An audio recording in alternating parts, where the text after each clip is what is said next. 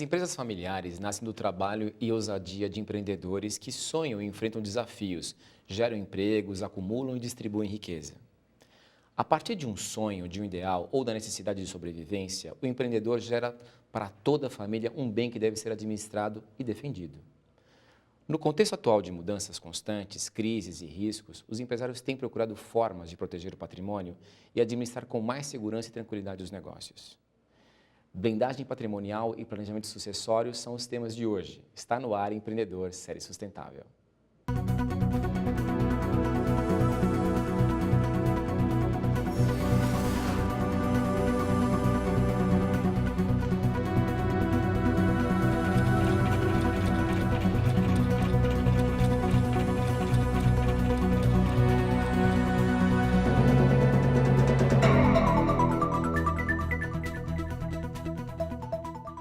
Para falar sobre blindagem patrimonial e planejamento sucessório, eu recebo Luciane Franzin, advogada e sócia da Franzin Consultoria Estratégica. Luciane, obrigado pela sua presença conosco aqui hoje. Obrigada pelo convite. Imagina. Luciane, termos como blindagem patrimonial e planejamento sucessório estão cada vez mais presentes no dia a dia das empresas brasileiras, né? Por que isso tem ocorrido? Isso tem ocorrido, primeiro, pela preocupação das empresas em se perpetuar, tá? E se preocupar com o legado que estão passando para a segunda geração. Esse é o principal. Segundo, por conta principalmente da alteração do Código Civil. Muitos dos relacionamentos pessoais que antes não eram protegidos pela lei passaram a ser protegidos. Diga-se, a partir de 2002. Na verdade, foi publicado em 2002 e começou a ter validade, vigência a partir de janeiro de 2003. Então, na verdade, união estável, separação de fato. Agora, recentemente, a partir do ano passado, a união estável entre casais do mesmo sexo, homoafetivas. Ou seja, relacionamentos pessoais que antes não eram protegidos pelo Código Civil passaram a ser protegidos.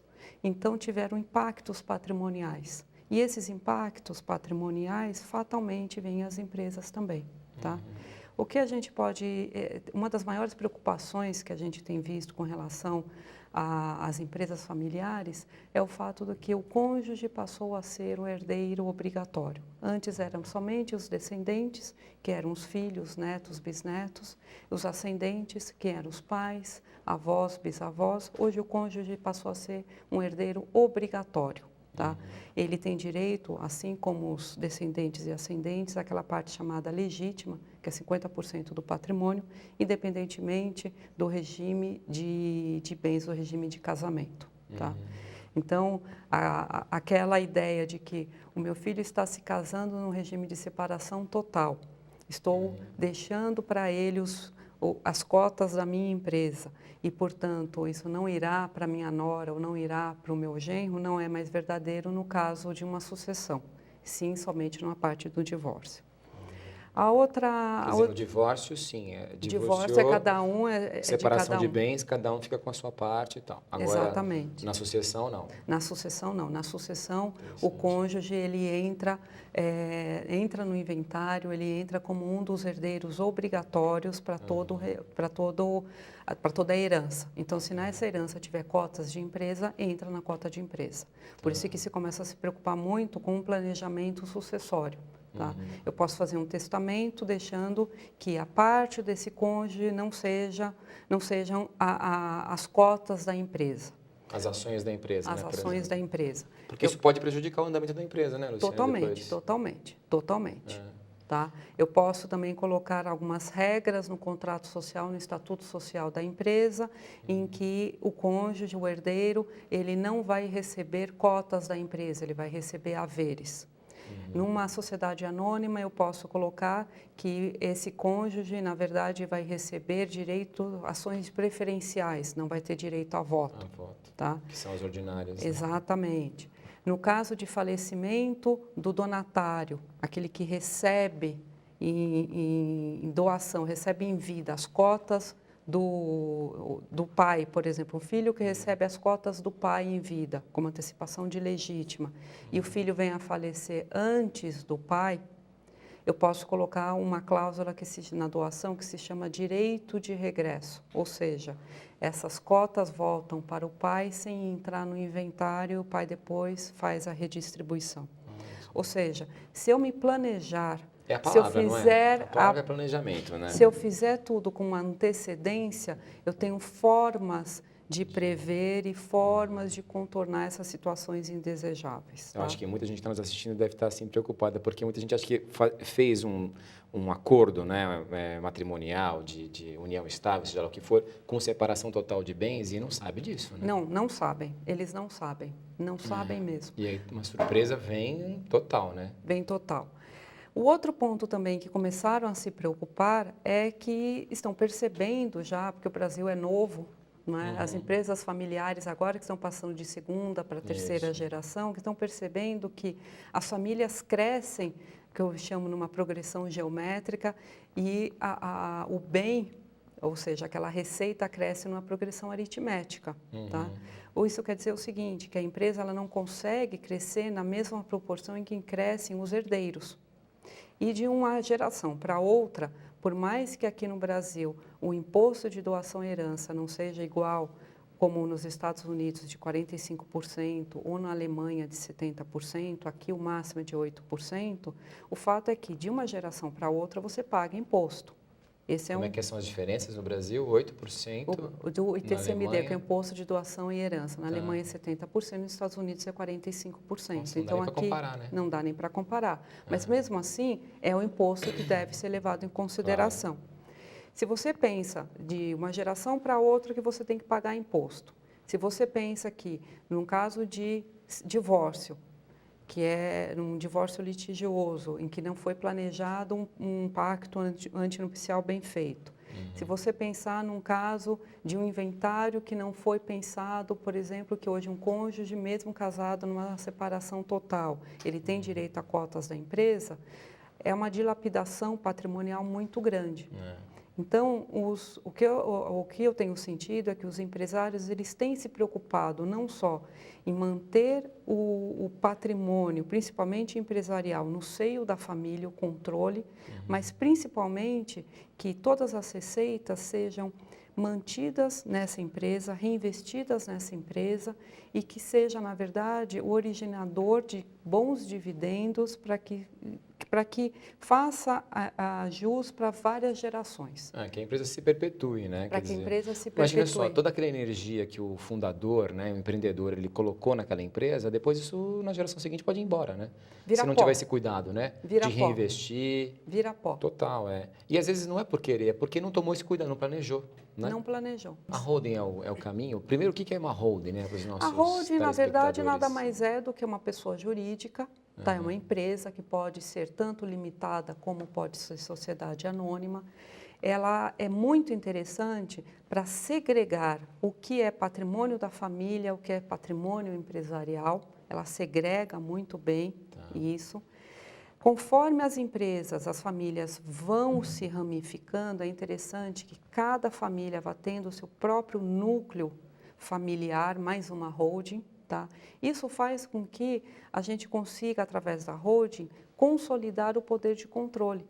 Porque, na verdade, se eu tenho um irmão, um núcleo familiar que tenha 5 filhos e corresponda a 25% da participação societária, enquanto outro irmão tem um filho só que corresponda a 25%, aquele 25% do primeiro, ele vai ter, já na terceira geração, correspondendo cada filho com 4%. O do segundo, ele vai continuar com 25%. Se tiver alguma briga de divórcio e o agregado levar alguma participação, vai-se, na verdade, pulverizando esse poder de controle. Quando eu consigo fechar numa holding, ou seja, aquela holding pode ter uma pessoa, um sócio, ou podem ter 100 sócios, sempre vai representar 25%. Entendi. Então, eu não consigo pulverizar. Ela vai se ramificando, então teriam que abrir outras holdings, é isso? Cada Para família cada abre núcleo a sua familiar holding. para se manter os 25%, para se manter o mesmo controle societário. E isso numa empresa familiar, por exemplo, numa construtora. Tem muitas construtoras que são familiares ainda no Brasil, né? Então elas podem fazer isso? As empresas Elas devem fazer isso, sempre devem. O desenho clássico é sempre que tenha, em cima das operacionais, uma holding mãe, tá? porque ela separa muito o que é operacional do que é família, dos sócios, pessoas físicas, e conforme esses sócios vão tendo famílias independentes, é importante que vão tendo núcleos familiares para cada holding. Tá? Isso é importante também não só para a segregação de interesses, concentração de poder, de controle, mas também para a proteção patrimonial, tanto das operacionais, com relação às pessoas dos sócios, bens patrimoniais, pessoas físicas dos sócios, mesmo, ou também para que essas pessoas dos sócios possam vir a ter outros tipos de atividades. Posso ter que esse sócio tem uma rede de cabeleireiros que nada tem a ver com a construtora. O que eu faço? Eu tenho essa holding mãe no meio que faz essa segregação de que qualquer tipo de contingência de passivo da rede de cabeleireiros nada tem a ver com a construtora. E da construtora nada tem a ver... os negócios não vão se interferir, né? Nada, porque na verdade a pessoa física ela vai ter na declaração de imposto de renda dela somente participação da holding núcleo. Tá. Que seria, por exemplo, os salões de cabeleireiro. E aí a outra com a construtora, por exemplo. Que cada um tem o seu núcleo, né? Cada um tem o seu negócio. Exatamente, exatamente. Tá. E aí tem uma que é uma espécie de uma nave-mãe que fica controlando tudo isso. Uma nave-mãe, um guarda-chuva que fica controlando tudo isso. E chama holding também, esse chama grande holding. guarda-chuva chama holding também. A gente chama de holding mãe, depois as outras holdings a gente chama de holding, na verdade, núcleos familiares. Núcleos familiares. Como é que a blindagem patrimonial pode conversar, pode adotar a governança corporativa?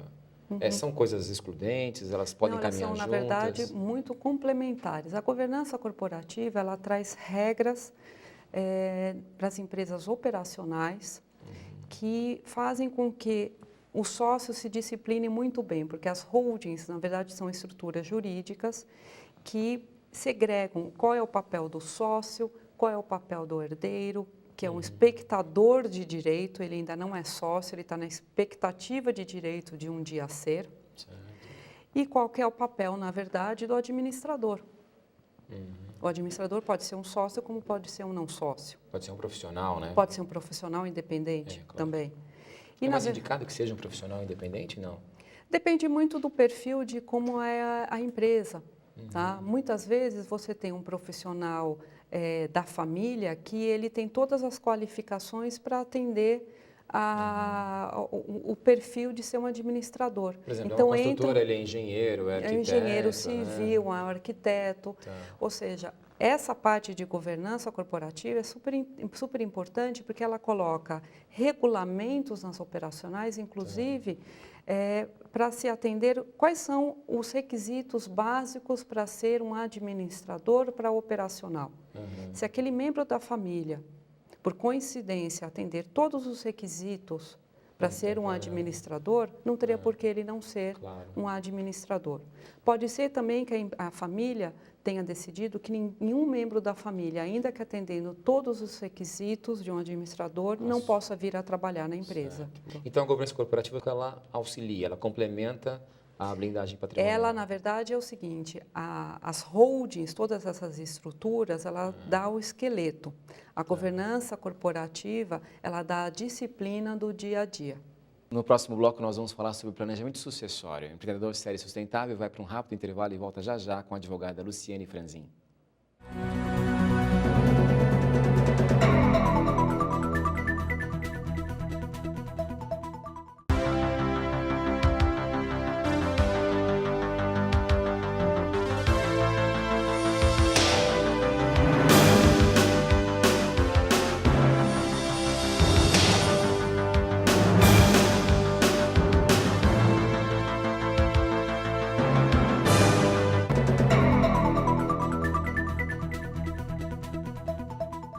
Este é o programa Empreendedor e a convidada de hoje é Luciane Franzin, advogada e sócia da Franzin Consultoria Estratégica. Luciane, no primeiro bloco nós falamos sobre essa questão da blindagem patrimonial, né? Vários elementos aí que, surpresa para mim, inclusive, viu? Imagina como é que isso deve estar no mercado.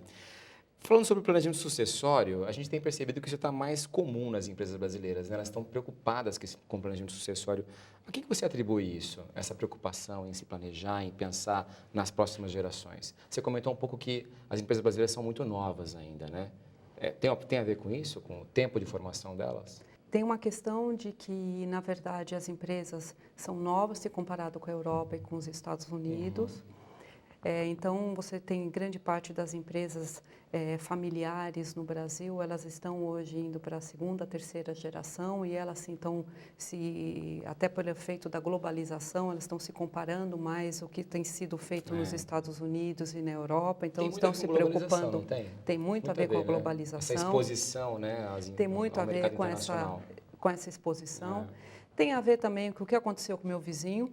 O que aconteceu com o seu vizinho? O que aconteceu com o meu vizinho? Vide, por exemplo, eu posso falar aqui em público, chocolates Garoto. O que aconteceu com o Garoto? Nossa Senhora, isso é fantástico. Na verdade, Garoto e Nestlé. Garoto e Nestlé. Ou seja, foi uma briga familiar em que, numa disputa familiar, que uma falta de planejamento sucessório, uma falta de governança familiar, uma falta de governança corporativa fez com que uma empresa sadia fosse vendida por uma Nestlé, né? uma referência de mercado. Ou seja, várias empresas familiares que estavam sadias, que tinham tudo para hoje estarem no mercado e, na verdade, por conta de brigas familiares é que foram vendidas. Então, hoje os empresários estão muito mais preocupados não só em se manterem, mas no sentido também de aquilo que aconteceu com meu vizinho, não quero que aconteça comigo, tá?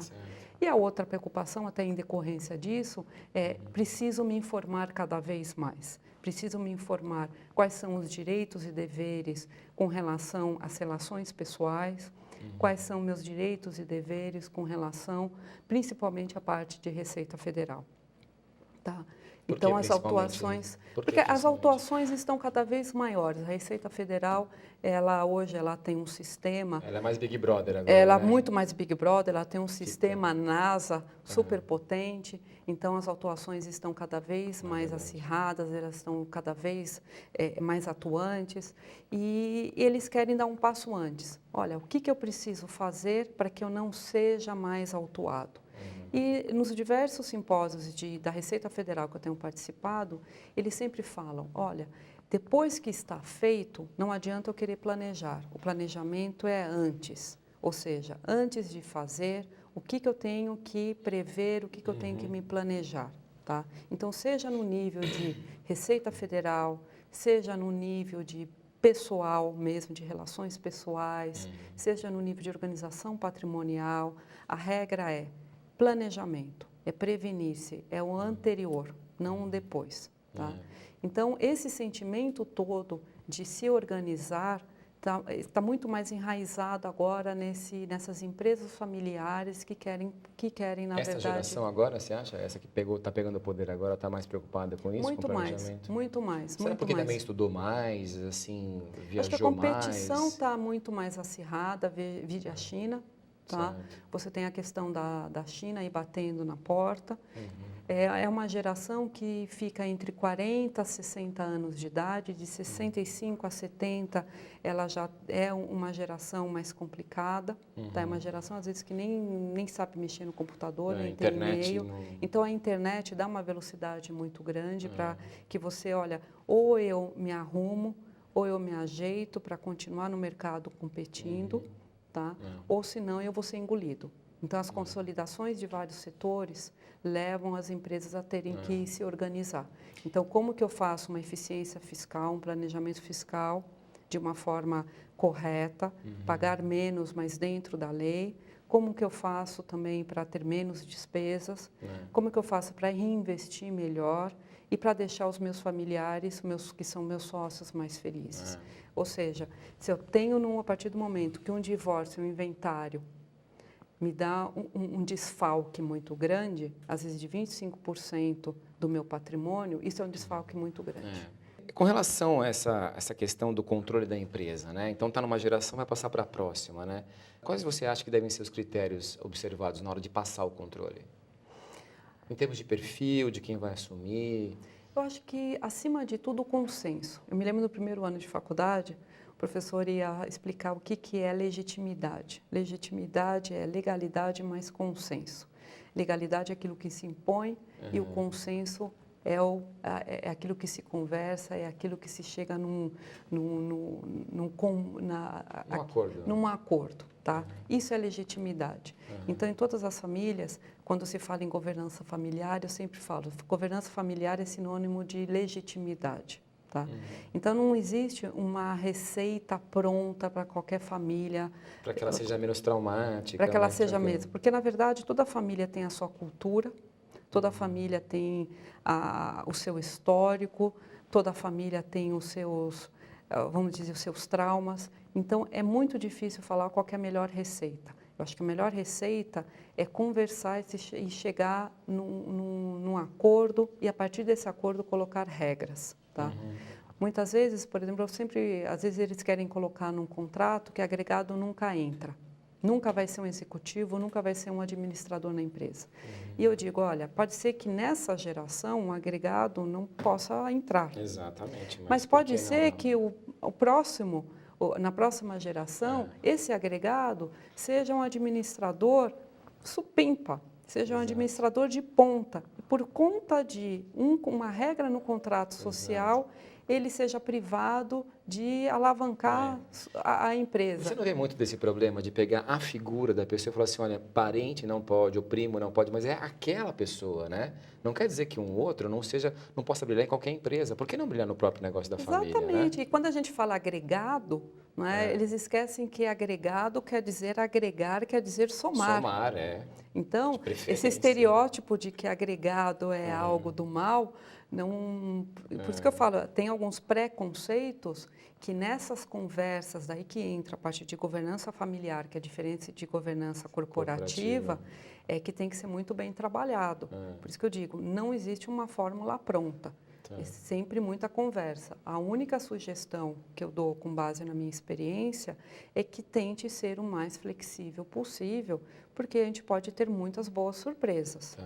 Seria bom chamar para essa conversa profissionais da área, pessoal de direito, sei lá, de psicologia. É bom chamar gente para apoiar nessas horas? Você tem muitas empresas que são especialistas em governança familiar, que na verdade eles vão dar o caminho para que a família chegue à melhor conclusão para aquela família. Tá? Eu acho que o mínimo de regras para que o que a família espera de um bom executivo, sim. Hoje em dia, independentemente de como o seu executivo é A, B ou C, todo mundo está interessado, na verdade, em resultado. Então, se é da família ou não é da família, no final do ano, o bottom line é qual foi o resultado, se a empresa está dando lucro ou não está dando lucro, e a forma de como esse executivo vai entregar, e se não entregar, como que ele vai sair. Então, é simples assim, tá? E a forma como a família vai cobrar esses resultados e deixar sempre na mão da família qual que vai ser o rumo de estratégia da empresa. Tá? Essas seriam as dicas que eu daria. Legal. E pensando em passar em legar imóveis, né, investimentos, tal, que tipo de critérios podem ser usados por uma empresa? Quando a gente fala em planejamento patrimonial, planejamento sucessório, eu sempre parto de algumas premissas. Primeiro, qual que é o objetivo da família? Tá? O que a família quer? Primeiro. Segundo, quais são os ativos que a família tem? São imóveis, são investimentos, são participações societárias? Porque para cada tipo de ativo, eu tenho um impacto tributário diferente, eu tenho uma legislação tributária diferente. Então, por exemplo, para investimento. Investimento é melhor na pessoa física do que na pessoa jurídica.